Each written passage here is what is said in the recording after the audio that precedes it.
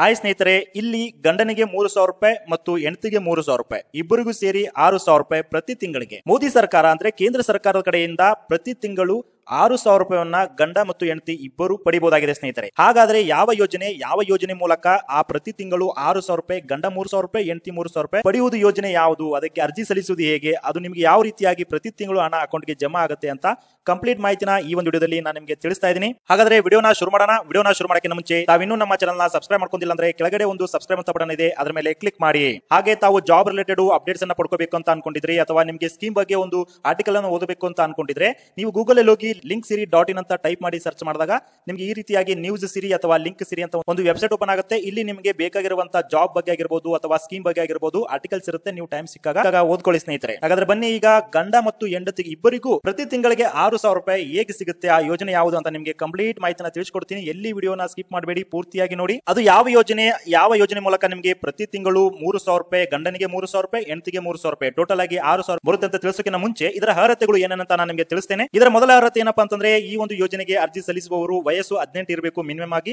ಹಾಗೆ ಗರಿಷ್ಠವಾಗಿ 40 ವಯಸ್ಸಾಗಿರಬೇಕಾಗ್ತದೆ. ಹಾಗೆ ಅವರ ಒಂದು ಮಾಸಿಕ ಆದಾಯ ವರ್ಷಕ್ಕೆ 15,000ಕ್ಕಿಂತ ಹೆಚ್ಚಿರಬಾರದು.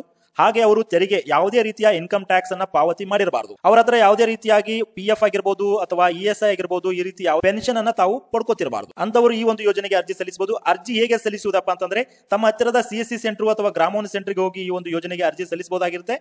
ಅರ್ಜಿ ಸಲ್ಲಿಸಕ್ಕೆ ಬೇಕಾಗುವಂತಹ ದಾಖಲಾತಿಗಳು ಕೂಡ ಏನೇನಂದ್ರೆ ಅವರ ಒಂದು ಆಧಾರ್ ಕಾರ್ಡ್ ಬೇಕಾಗುತ್ತೆ, ಹಾಗೆ ಬ್ಯಾಂಕ್ ಅಕೌಂಟ್ ಅನ್ನ ಬೇಕಾಗುತ್ತೆ. ಈ ಎರಡು ದಾಖಲಾತಿ ಇದ್ರೆ ಸಾಕು, ತಾವು ಈ ಒಂದು ಯೋಜನೆಗೆ ಅರ್ಜಿನ ಸಲ್ಲಿಸಬಹುದಾಗಿದೆ ಸ್ನೇಹಿತರೆ.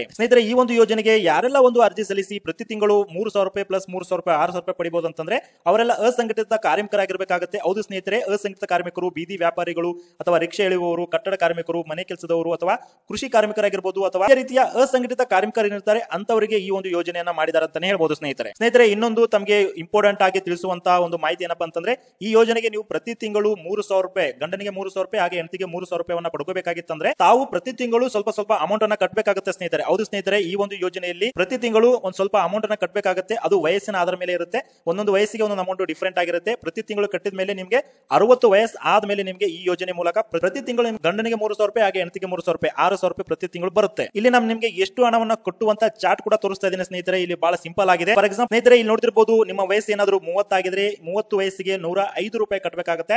ಪ್ರತಿ ತಿಂಗಳು 105 ರೂಪಾಯಿ ಕಟ್ಟಿ ಒಂದು ವರ್ಷಕ್ಕೆ 1,260 ರೂಪಾಯಿ ಕಟ್ಟಬೇಕಾಗುತ್ತೆ. ನೀವು ಅದನ್ನ 60 ವಯಸ್ಸನ್ನ ಕಟ್ಟಬೇಕು ಅಂದ್ರೆ ನಿಮ್ಮ ವಯಸ್ಸು 60 ಆದ್ಮೇಲೆ ನಿಮಗೆ ಟೋಟಲ್ ಆಗಿ 37,800 ರೂಪಾಯಿ ಆಗುತ್ತೆ. ಅವಾಗ ನೆಕ್ಸ್ಟ್ ನಿಮಗೆ 60 ವಯಸ್ಸು ಆದ್ಮೇಲೆ ಪೆನ್ಷನ್ ರೂಪದಲ್ಲಿ ಪ್ರತಿ ತಿಂಗಳು ನಿಗುತ್ತೆ ಗಂಡನಿಗೆ 3,000 ರೂಪಾಯಿ ಹಾಗೆ ಹೆಂಡತಿಗೆ 3,000 ರೂಪಾಯಿ ಜಮಾ ಆಗುತ್ತೆ. ಹಾಗಾದ್ರೆ ಆ ಯೋಜನೆ ಯಾವುದು, ಅರ್ಜಿಯನ್ನು ಸಲ್ಲಿಸುವುದು ಹೇಗೆಪ್ಪ ಅಂತಂದ್ರೆ ಇಲ್ಲಿ ನೋಡ್ತಿರ್ಬೋದು ಸ್ನೇಹಿತರೆ, ಈ ಯೋಜನೆ ಹೆಸರು ಪ್ರಧಾನಮಂತ್ರಿ ಶ್ರಮಯೋಗಿ ಮಾನ್ಧನ್ ಯೋಜನೆ ಅಂತ. ಹೌದು ಸ್ನೇಹಿತರೆ, ಈ ಒಂದು ಯೋಜನೆ ಕೇಂದ್ರ ಸರ್ಕಾರದ ಯೋಜನೆ ಆಗಿದೆ. ಪ್ರಧಾನಮಂತ್ರಿ ಶ್ರಮಯೋಗಿ ಮಾನ್ಧನ್ ಯೋಜನೆ.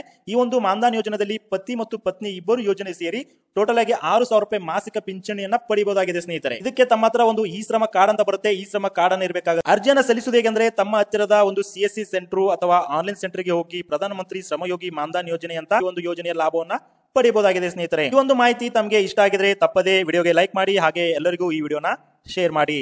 Thank you.